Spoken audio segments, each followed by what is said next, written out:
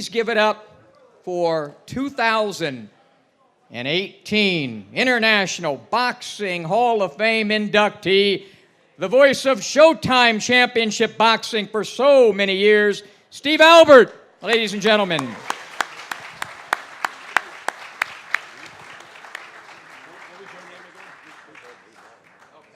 Also, this gentleman was born the same year as Smitty, so we know his age. In Denver, Colorado, he began what turned out to be a famed broadcasting career in Denver in 1977. From 81 to 87, and again from 2004 to 2008, he was a reporter for ESPN Sports Center, a sports journalist at NBC and CBS, began boxing in '79, working closed-circuit telecasts for Top Rank and King Vision. Since 1994, he has been part of the Showtime Championship Boxing broadcast team, serving as interviewer and ringside reporter, a veteran of over 700 championship bouts.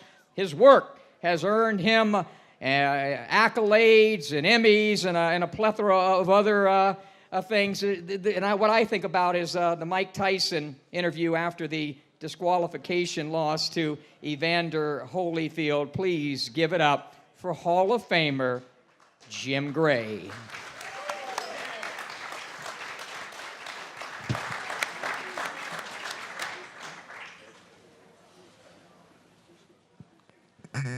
Do I really? Okay, yeah, well, they're just telling me at the, I feel they're giving me some secrets, some really good secrets, though. How are you guys? And welcome to Canastota. We'll start out with you, Steve. When did you find out that these guys actually know what they're doing, so they're going to get this stuff out of the way? So you can see us, yeah. It's very important that we see you guys as well as hear you guys, right? Not that important you see Steve. Steve, when did you find out that you were going to become immortalized here in Canastota? Well, when Ed Brophy, let me get my friend back here for a second so I can get some leeway here. Here we go. Good thing this isn't live. When Ed Brophy called me several months ago, I was pretty much in shock because the catchword at Showtime was teamwork, and so whenever individual accolades are handed out, it does come as a shock to the system. So I was amazed and very honored and had great gratitude when he did call me. And, you grow up with a passion to do play-by-play and blow-by-blow. It's not something you think about going into a Hall of Fame. You do it because you love it. And I'm kind of a guy that shies away. I'm a little uncomfortable. I get embarrassed by attention and recognition and things like that, and so it's more pronounced for me when something like this happens in my life. So it's really quite humbling. Same question to you, Jim. Tell us how you found out and what it meant to you when you first found out. Well, I was home alone watching a Patriot game, getting ready for Monday Night Football, and the phone rang, and everybody can see on your phone now. Well, we're being interrupted, so I guess there's, ladies and gentlemen, coming to the stage, and he's going to sit down. Iron Mike Tyson, Hall of Famer, former heavyweight champion of the world. And he has a few things to say to these two guys about some of their broadcasting and questions, specifically Jim Gray, but that'll be coming up. Where would you like me to sit? All right, good. Hello, Mike. How you doing, Jim? I'm good. How are you, sir? Okay. Hi, Mike. How you doing, sir? Good. Well, I didn't catch the name. What was the name? I'm kidding. What do you make of all this? Albert. Thank you. This is very exciting. This is something that's long overdue and something that you deserve. And I'm so happy to be involved with this. This is really awesome stuff. And you deserve this stuff, man. You put in the work all the years. Talk to the craziest guys, the coolest guys. You dealt with me over the years. That's a lot of stuff. I'm so happy that you're here for this, because I wouldn't be here had it not been for you. We have a long history together, and I've known Mike since he was a very, very young man. Was never a little boy, but I knew him as a young man. And then he became the youngest heavyweight champion ever. And it's humbling to be here with you now, and to have done all of those fights and to have all of those interviews, and we'll talk about it a little bit tonight and tomorrow, but from you broke your back to you're going to feed some children to I've got to feed my family to all of the stuff that has gone on. Standing next to Mike was a true honor, and Mike made me famous, and I'm not ashamed to admit that, because we were on your coattails, and they were long, and we all earned a real good living because of you. Can I ask Mike a question about Absolutely. Go ahead. with Jim? You know, when I was calling all of those amazing Mike Tyson fights, we'd be sitting there ringside, and then after the fight ended, we'd be listening, just like the fans, at the interviews between you and Jim, and some of those wild and crazy things that you were saying. Was that stuff that just came to your head, or was something that you had thought about to say? I just said, Whoop, there goes the mic. I just said what the doctor told me. The doctor said your back is breaking, you have pieces breaking off your spine, and then so that's the only thing I knew. My back was broken. And that's what I said. And when I asked you what the problem was, you said spinal. Spine, that's what the doctor told me. But I think Mike's You greatest know what line. the problem? Can we get to the bottom of this now? What was the problem? I don't know. I just hurt my back a little bit, and I made a big thing out of it, and it was bigger than it was, and I thought I broke my back because he said pieces are chipping off my spine, and so I said my back was broken. But the But greatest this is the crazy Tyson. thing. When my friends heard it, right, they said, Mike, if your back was broken, you couldn't fight, Mike. I said, really? Holy shit, I didn't know. The greatest Tyson line, though, to me, and I don't know actually when he made it, but it's one that everybody loves, and it's everybody has a plan until they get hit. I don't know when you came up with that one. Well, that's the Customato line. You got that from Customato. Really? Until you get hit in the face. Right. Yeah. That's right. You know, we're going to get right to it since we already, we were going to segue up to it, but since we're already here, I would like to ask you, Jim, that iconic interview, the rematch with Evander Holyfield, and all the chaos that ensued, and you're up there in the ring. Talk about what you were thinking about in your head as you're going up inside the ring at the MGM Grand and getting ready to try to talk to Holyfield and Tyson, and what ensued. Well, I had seen what had happened, and then I heard Steve in my ear with his description, which he was right on top of it. And our other partners that evening were Ferdy Pacheco and Bobby Ches. And so I had been aware of what had gone on, and then of course we got the warning, then of course we had the next stoppage, then Mills stopped it. So when I got up into the ring, it was before there was really, there was still chaos. The fight was over, but there was still a commotion. So as I got up there, it really kind of turned chaotic when you tried to get around a couple of the policemen, and they decided to pull out their billy clubs and decided this fight was over. Yeah, that's great. I have a picture of me fighting the cops. You saw that when I'm fighting the cops? You still had some fight left in you, They Mike. shot me. I said, oh, man. So I was attempting to get to Mike or Evander, and then I saw the billy clubs come out, and I just said, you know what? This is the one time I'm going with the referee in the neutral corner here, because I'm going to stand behind Mills Lane. I don't know why I thought that little guy could protect me, but I thought that's the best place to be. So they started swinging the clubs, and finally they got you out of the ring, and Evander out of the ring, and then there was... But as I'm getting out of the ring, I'm fighting the people in the crowds because they're throwing stuff at me. They're throwing beer, and they were upset. So I'm fighting. So I'm trying to climb up and fight the people in the crowd, and I couldn't get up there, but I wish I could have. But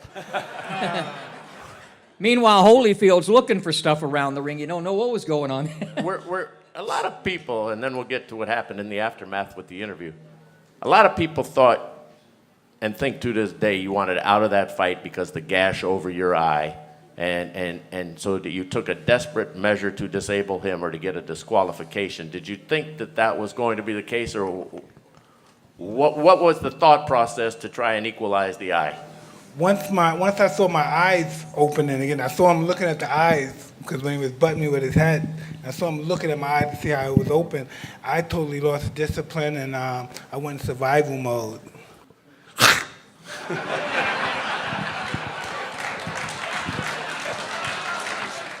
Now wait, one thing, Steve. One thing. There's a sound bite for you. Excuse me, Mike. One thing here. Well, I didn't think I'd ever ask this, but what does an ear taste like? It tastes like ass. It's horrible. Well, his was bad. His was bad. When the bell, I've always wanted to ask you. It was so bad, I took a second bite, right? I was gonna say, you must have liked that ass. Alrighty. And we're at the International Boxing Hall of Fame in Canastota. This is with so Steve much Albert, fun. Where's Jim that Gray, trophy? He and didn't Mike know that all this Tyson. fun was going to be going on.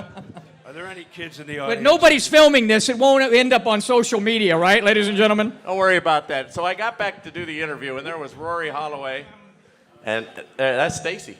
Yeah. You know Stacy and Frank.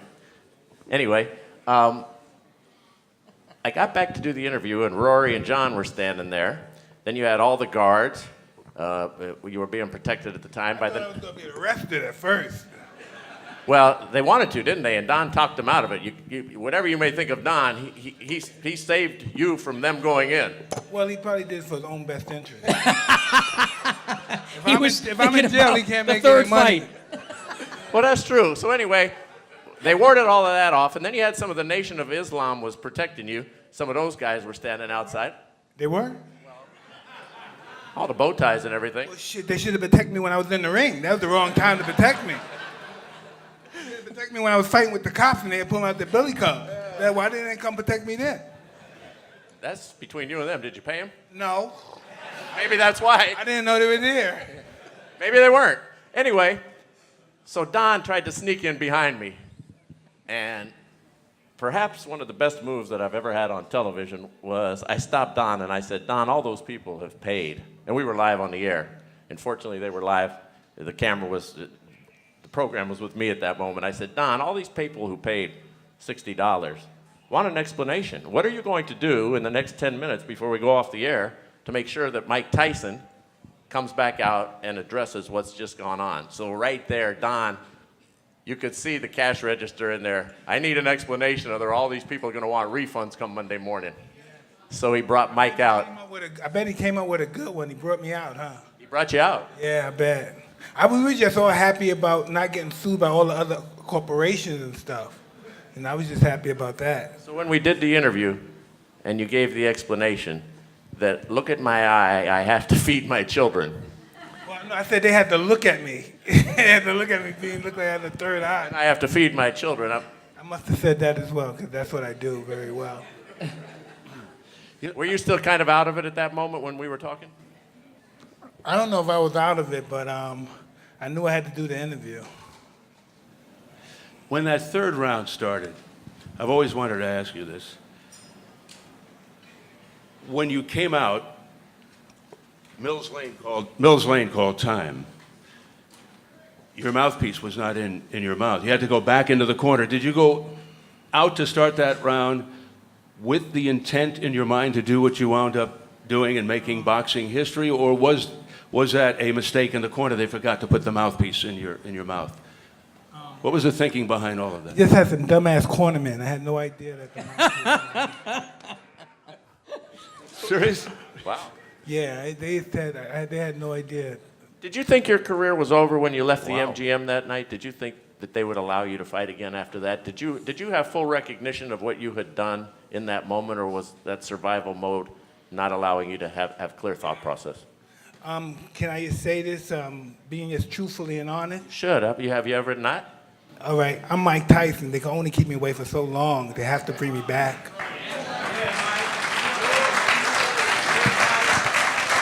Nobody wasn't making any money, you know. Which raises an interesting question. Did you think that you were above the rules of the sport, and did you think also that you were being used by the sport? So was it a double-edged sword here? The double-edged sword. I believe I took advantage of it too. You know what I mean? I got my sensation out of it. They got their sensation out of it. It was a fair deal.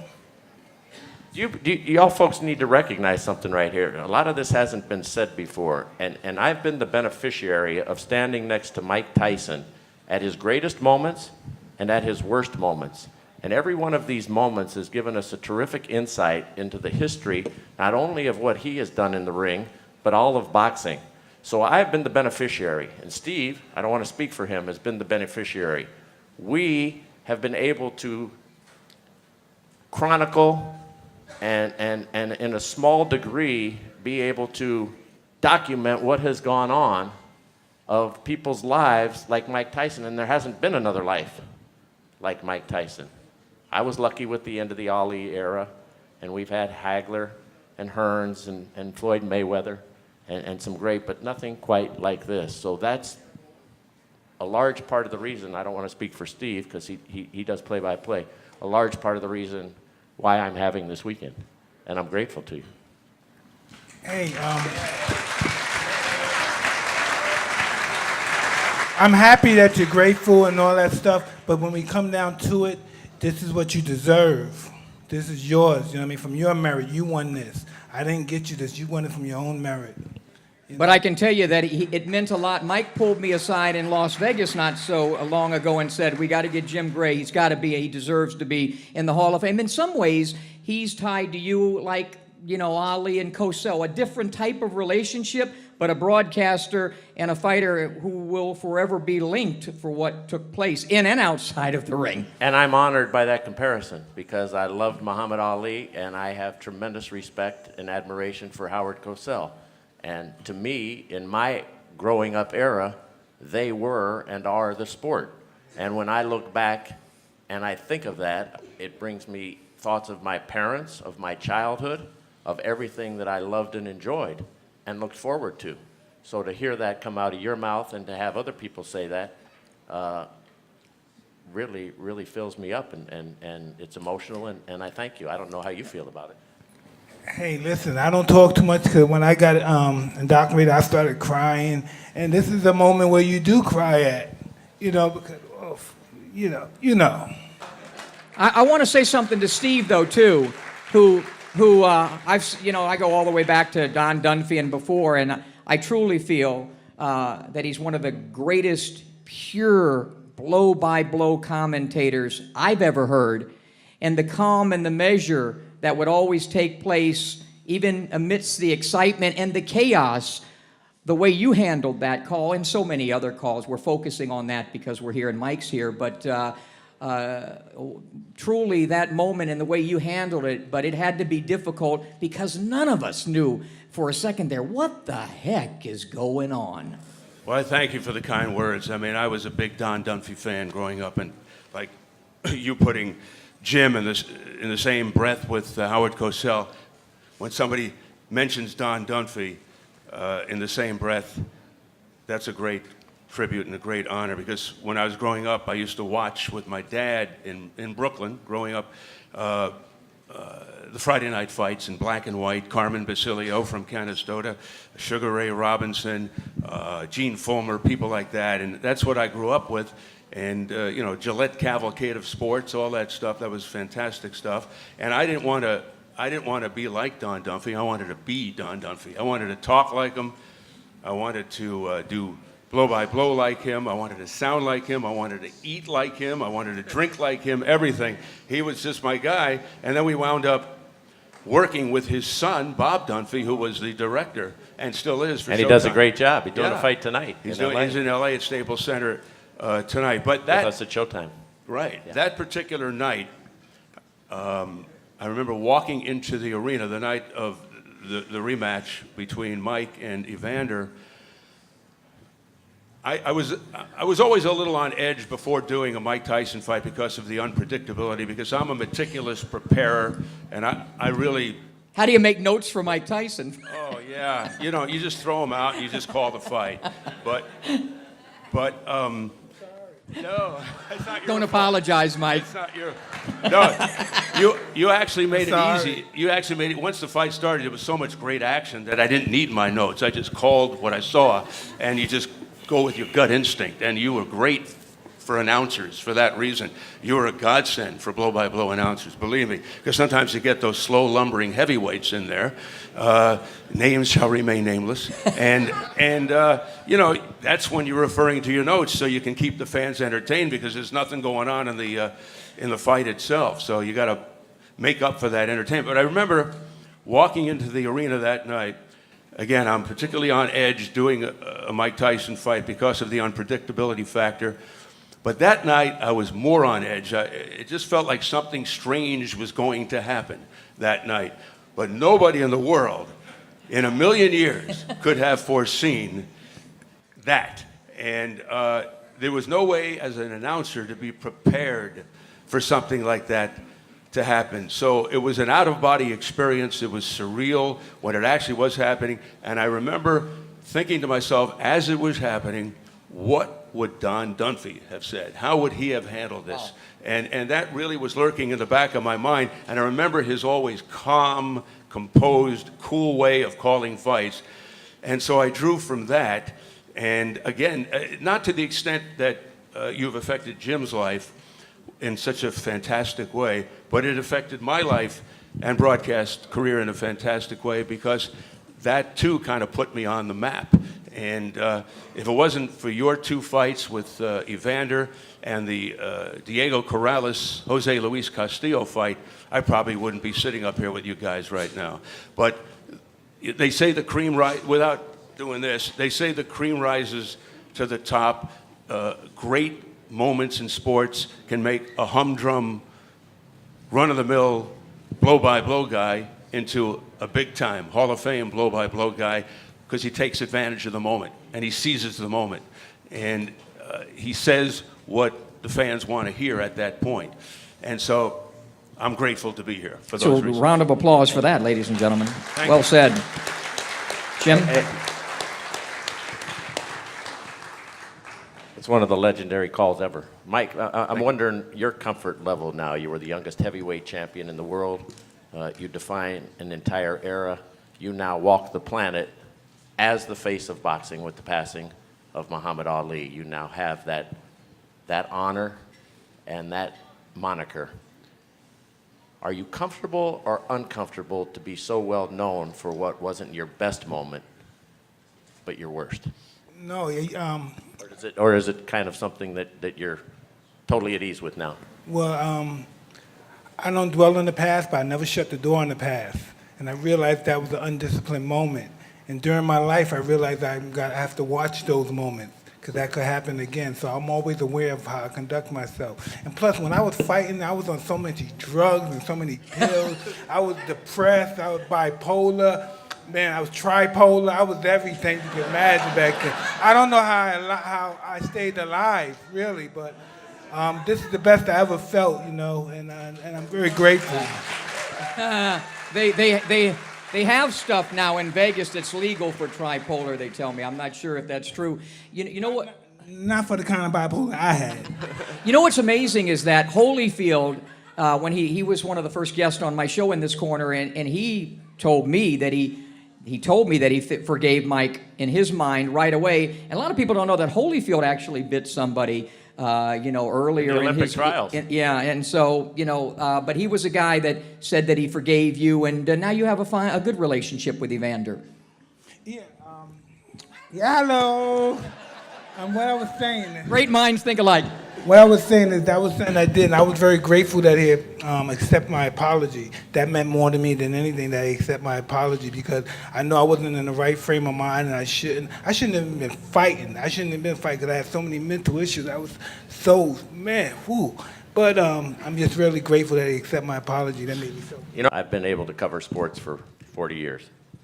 And I want to say this about you. Mike Tyson takes his medicine. He doesn't blame the trainer. He doesn't blame the doctor. He doesn't blame the opponent. He doesn't blame the police. He doesn't blame anybody. He stands up there and he comes and he faces the music. Today, we have a lot of people who will hide behind any wall they can from the public and not accept responsibility and accountability. And you may think whatever you may think of Mike Tyson, but let me tell you something. He answers the bell every time and says, I screwed this up. I effed this up.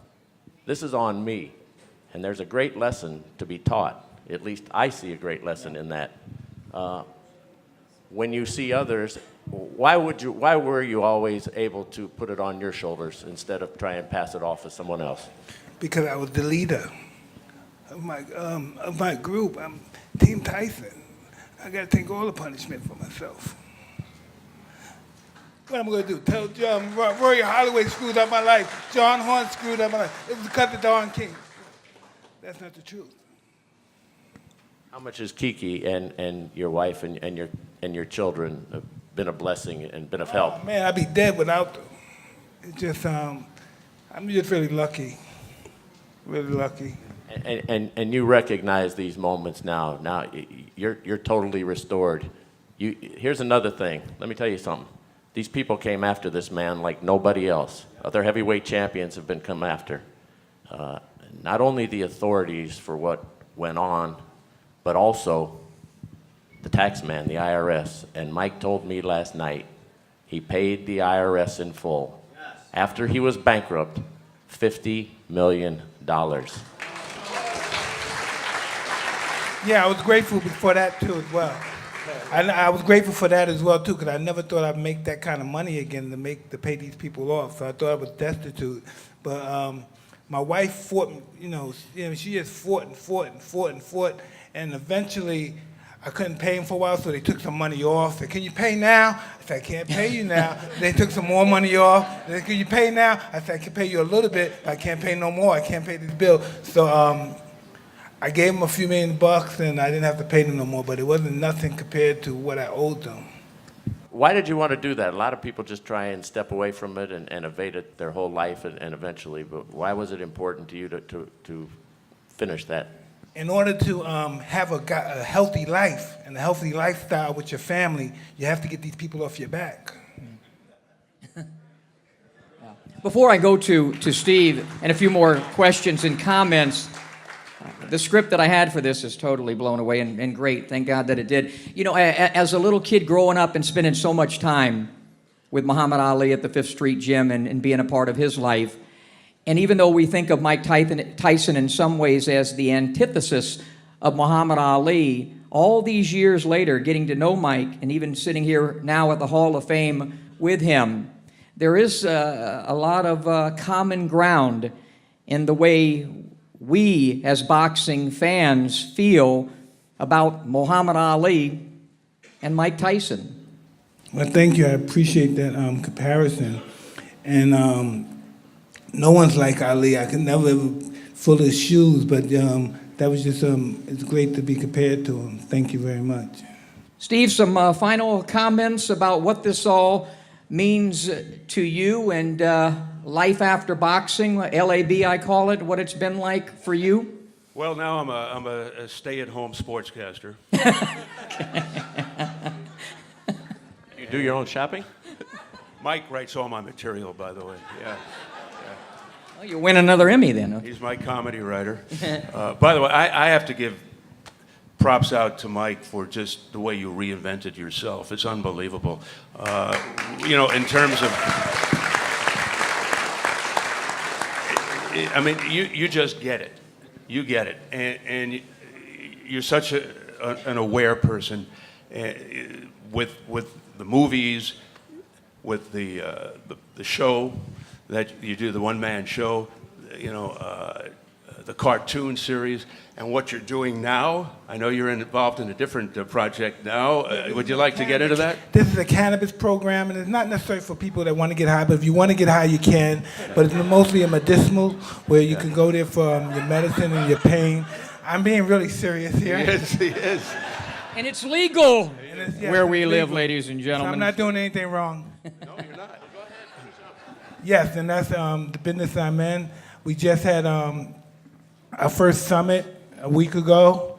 It turned out real well. We got the NFL involved, and this is something this is going to be pretty fun. I'm looking forward to this. It might be profitable as well. Yeah. What strand of, what are you calling We have all the strand. We got Knockout Kush, we got KO Kush, we got all kinds of, listen. Man, we got... Ear aroma and all kinds of stuff, we got it Mike. all, man. Which one works best? The sativa. Keeps you functioning. You can work on it. You can't work on that indica stuff. Indica is like in the couch. You can't move. All righty then. Okay. Hey. All right. We'll edit all this out. Don't worry about it. Yeah. But are you still doing your one-man show? Absolutely, Yeah. yes. I'm going to do it in, I think in the 23rd or the 24th, I'm getting ready to do it in the Puerto in Atlantic City. Any more Hangover movies coming out? God knows you created a few. Well, once they call me, I'm here. You know, Mike said something. Mike said, I did, yes. That's true. I asked Mike last night, I said, you know, Mike, you've left a lot of material out of your one-man show. I said, when are you, you know, and it's the most honest portrayal of anybody's life. Anybody should go see it at the MGM, and it travels all over, but in Las Vegas at the MGM, I said, you know, I know a lot of stories that have been left out. And Mike said, public can't take everything. Yeah. No, they can't take everything. They look at me really funny.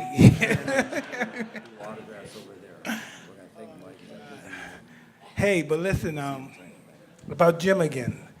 This has been an awesome occasion, and not only that, I get to meet Jim's whole family. I met his two brothers. By looking at the two brothers, I could tell Jim was the baby, you know. So, but the fact is that I'm very happy here because he brought his whole family, and he asked me to come here. So I know this meant an extremely important moment for him, and I'm just happy to be here with me, my wife. My wife's getting the fingernails done right now. Wish she could be here. Very nice. And thank you. Thank you. Well, this has been an honor being here in front of all you great people. Many of you people traveled many miles to be here. You deserve a round of applause. It was great to work with Jim Gray for many, many years on Showtime Championship Boxing, although, as I mentioned before, I was very meticulous in preparing for my fights with my notes, but this guy would always, 2 seconds or 2 minutes before we'd go on the air, steal my notes before I would go on. And he drove me crazy. I go, where are my notes? Where are my notes? I can't go on the air. I've been working months on this fight, and this joker over here had him in his back pocket somewhere. So I've been really blessed. I've had an Albert in my life since I was 12 years old. Al Albert used to do the Denver Rockets and the Denver Nuggets USA games. Tuesday Night Fight. And I was a ball boy. That was your dad? Al is my brother, and Al's Marv his is my brother. brother. Yeah. And but so most Al- people think he's my dad. I'm going to pass that on to Marv as well. That's true. Anyway, so Al, I grew up with Al, and then I got to work for many decades with Steve, and also many decades with Marv at NBC. And so I've had this vote in my head of who I like the best. And Here we go. I'm going to reveal it, but I've had Don't to reveal get it. I've had to get a security clearance from Yeah. Ernst & Young. Keep it to yourself. The That's okay. final tally is coming in. Marv had Yeah. inched ahead for a little while, and then Yeah. then he dropped, and Al. So I got to tell you who my I think favorite. maybe now that you're in the Hall of Fame, Steve's my favorite Albert. Right. Thank you very much. I finally made it. I'm recognized by Jim Gray. But in all sincerity, my favorite Gray, of course, is Fran, your wife. What it takes Mine to make too. a great broadcast are great broadcasters and a great, great fighter. Steve Albert, Jim Gray, and Iron Mike Tyson. Please give it up.